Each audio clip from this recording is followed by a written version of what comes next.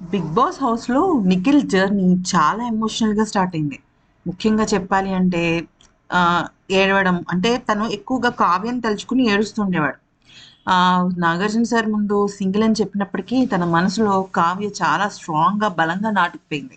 Big బాస్‌కొచ్చే కొన్ని నెలల ముందే వీళ్ళిద్దరికీ బ్రేకప్ అయిపోయింది.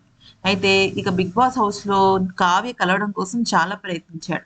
ఎన్నో సందర్భాలలో టాస్క్ మినహాయించి ఎమోషనల్‌గా డౌన్ అయిపోయాడు.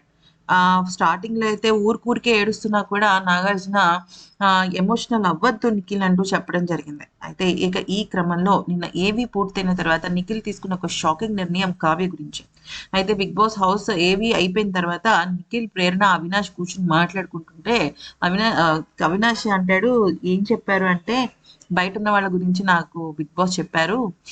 మీరిద్దరు కలవాలని కోరుకుంటున్నా అన్నారు. నేను ఎమోషనల్ అయ్యాను. కానీ ఒక్క చుక్క కన్నీరు రాలేదు. ఆహ్, నేనొకటే ఫిక్స్ అయ్యాను. బయటకెళ్ళిన తర్వాత నేనేంటి? నా నిజాయితీ ఏంటి?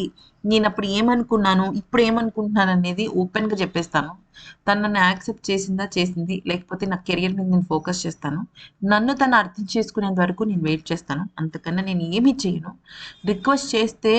రిక్వెస్ట్ చేస్తాను. కానీ నేను నా ఆత్మాభిమానం చంపుకొనైతే లేదు" అంటూ నిఖిల్ మాట్లాడతాడనమాట. అంటే దీన్ని బట్టి ఏమైంది అంటే కావ్య కోసం తను వెయిట్ చేస్తాడు. కానీ తన రిక్వెస్టింగ్ అనేది తన నిజాయితీని చూపించుకోవడంలోనే ఉంటుంది. అదే తను తీసుకున్న నిర్ణయం. అంటే ఏడవను. నేనేం చేయను. ఎమోషనల్‌గా డౌన్ అవ్వను. నేను స్ట్రాంగ్‌గా ఉంటాను. నా స్ట్రాంగ్‌నెస్ ఏంటో తనకి చూపిస్తాను. నా నిజాయితీ తనకి చూపిస్తానని చెప్పడం జరిగింది.